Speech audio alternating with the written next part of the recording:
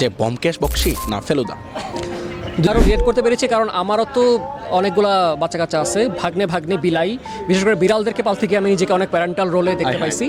তো ওদেরকে হারানোর একটা ভয়, কারণ বিড়ালকে বিশেষ করে মৃত্যুর হাত থেকে আমি যত্ন করে করে আল্লাহর কাছে চেয়ে চেয়ে ফিরে আসতে দেখতে পাইছি। সো সেই দুঃখটা আমি জানি যে বাচ্চাকে হারানোর ভয়টা মনের মধ্যে কীভাবে জাঁকায় বসে। অপূর্ব দত্তর কবিতা বিকেল বেলায় মেঘের ভেলায়। আচ্ছা ভাই, কখনই কি আপনার এমন হয়েছে যে আপনি একটা বই পড়ছেন, বই পড়ার পরে আপনি লিটারেলি কান্না করছেন, খুবই কান্না করছেন?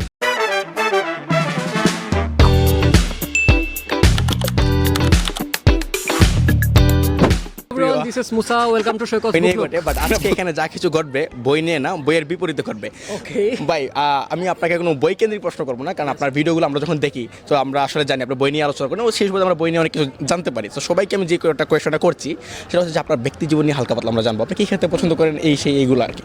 সো প্রথমে শুরু করতে চাচ্ছি আপনি কী খেতে পছন্দ করেন এই কোয়েশনটা দিয়ে, যেটা আমি সবার কাছে এরকমভাবে শুরু করছি। ভাত, ডাল, আলু ভর্তা, ডিম। সো তারপরে আমি আপনাকে যে কোয়েশনটা করবো সেটা হচ্ছে যে আপনি অবসর সময় বই পড়া ব্যতীত আর কি করেন? যখন যা ইচ্ছা করে বই পড়াবে, তো ছবি আঁকি, কখনো মুভি দেখি। ওকে, আপনি আমাদেরকে বেশ কয়েকটা মুভি আমাদেরকে বলেন যে মুভিগুলো আমাদের সবার দেখা উচিত। আচ্ছা, রিসেন্ট দেখাগুলো দিয়েই শুরু করে তাহলে হ্যামনেট, ওকে, F1, আচ্ছা, সিনার্স। রিসেন্ট আর কি দেখলাম, একটু পুরান দিকে যাই। আমার না, জুটোপিয়া 2 না, how to train your dragon, আচ্ছা। ওয়ার্ফ ওয়ার্কার্স। এখন ভাই আমি আপনাকে যে কোয়েশন করবো সেটা হচ্ছে যে আপনি কি শুটকি মাছ পছন্দ করেন? শুটকি মাছ আমার পছন্দ। আচ্ছা, মানে শুটকি মাছের সঙ্গে শুধু শুটকি মাছ ভর্তা না তরকারি? শুটকি মাছ শুকনা ভর্তা, শুকনা তরকারি, সাদা ভাত দিয়ে। ওকে ভাই, এই বইমেলায় আপনার কেনা এখন পর্যন্ত সেটা একটা বই বলেন যেটা আমাদেরও কেনা উচিত।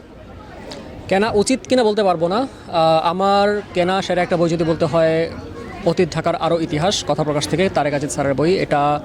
এটার প্রথম বইটা গত বইমেলা থেকে পড়েছিলাম, অতীত ঢাকার আশ্চর্য ইতিহাস, কফি হাউস থেকে কলের গাড়ি। তো ওটা প্রায় 15টা আর্টিকেলে ঢাকা শহরের টুকিটাকি বিভিন্ন বিষয় নিয়ে, বিশেষ করে ঢাকা শহরটা কীভাবে গড়ে উঠেছে সেই ইতিহাস নিয়ে আলাপচারিতা এসেছিল।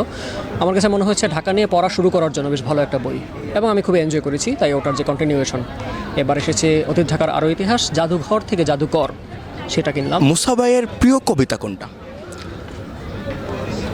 আমার মনে হয় যে কবিতাটা আমি সবথেকে বেশি আওড়েছি সেটা হচ্ছে অপূর্ব দত্তর কবিতা বিকেল বেলায় মেঘের ভেলায়। আচ্ছা ভাই, কখনই কি আপনার এমন হয়েছে যে আপনি একটা বই পড়ছেন, বই পড়ার পরে আপনি লিটারেলি কান্না করছেন, খুবই কান্না করছেন? কোনো সাধারণ কান্না না, মানে 2 দিন 3 দিন পর্যন্ত আপনার মাথার ভিতরে একটা ঘুরটা তো রয়েছে ডেফিনেটলি, এবং আপনার বারবার ইমোশনাল হচ্ছেন এই বিষয়টা চিন্তা করে। এমন কোন বই কি কখনো পড়েছেন? বইয়ের কথা না চট করে মনে পড়তেছে না, এমন হতে পারে। আমি ইমোশনাল মানুষ, আমি কাঁদি। সিনেমার কথা বলি, সেটা হচ্ছে হ্যামনেট সিনেমাটার যেটা কথা বললাম, ওটা আমি প্রায় 2/3 শেষ করার পরে দেখতে পেলাম যে ওটার মূল চরিত্র হচ্ছে উইলিয়াম শেক্সপিয়ার। আচ্ছা, তার নামটা তার আগে আসেইনি। তারপরে শেক্সপিয়ার মানে যে চরিত্রটাকে আমি দেখছিলাম আর কি, তার বিয়ে দেখলাম, তার 3টা বাচ্চা হলো, একটা ছেলে মারা গেল, যে ছেলের মৃত্যুর সময় সে ছিল না, কারণ সে লন্ডনে তার প্যাশন ফলো করার জন্য তার নিজের কাছে ছিল, এবং ওয়াইফ এটা নিয়ে বিতৃষ্ণ ছিল যে তুমি তোমার নাটক নিয়ে থাকো।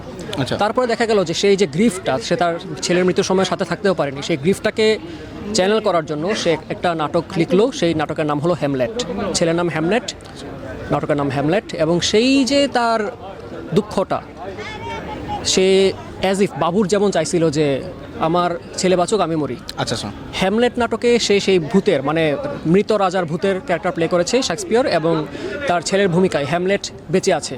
এটা কাইন্ড অফ অ্যাজ ইফ সে নিজের ছেলেকে বাঁচিয়ে রেখে নিজে মরতে চাইছে। আচ্ছা। এবং সেই যে নাটকের দৃশ্যটা, প্রথম দৃশ্যায়ন যখন হলো হ্যামলেটের, ওই দৃশ্যটা এতটা শক্তিশালী। আসলে কোনো একটা মিডিয়ামে গল্প বলতে যখন কোনো একজন গল্পকার দক্ষ হয়, ওইটার একটা ভালো উদাহরণ আমার কাছে এইটা।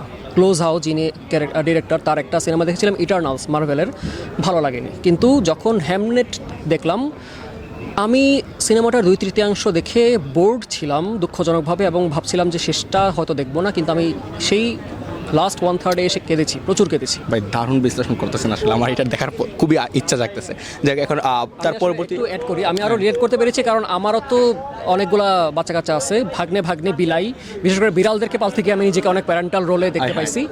তো ওদেরকে হারানোর একটা ভয়, কারণ বিড়ালকে বিশেষ করে মৃত্যুর হাত থেকে আমি যত্ন করে করে আল্লাহর কাছে চেয়ে চেয়ে ফিরে আসতে দেখতে পাইছি। সো সেই দুঃখটা আমি জানি যে বাচ্চাকে হারানোর ভয়টা মনের মধ্যে কীভাবে জাঁকায় বসে। সেইটা যখন আমি স্ক্রিনে দেখছি এবং আমার কাছে মনে হচ্ছে আসলে গল্প সবাই বলে কিন্তু গল্পটাকে ফুটায় তুলতে তো সবাই পারে না। ক্লোজ হাউস সেটা করতে পারছে হ্যামলেটে, অ্যান্ড দ্যাট ওয়াজ বিউটিফুল। দারুণ বিশ্লেষণ। আচ্ছা ভাই, এখন যে কোয়েশ্চেনটা আমি করবো সেটা হচ্ছে যে ব্যোমকেশ বক্সী না ফেলুদা? দুই কারণে দুইটা, অ্যাডভেঞ্চারে ফেলুদা, রহস্যের জন্য ব্যোমকেশ। That's great. কাকা বাবু না ব্যোমকেশ বক্সী? ব্যোমকেশ। ব্যোমকেশ। শার্লক হোমস না ব্যোমকেশ? Sherlock Holmes. ধন্যবাদ ভাই আমাকে সুযোগ করে দেওয়ার জন্য। Thank you so much. Saikat বুকনুক অনেক সামনে আগাতে থাকেন, অগ্রযাত্রা অব্যাহত থাকুক। All the best.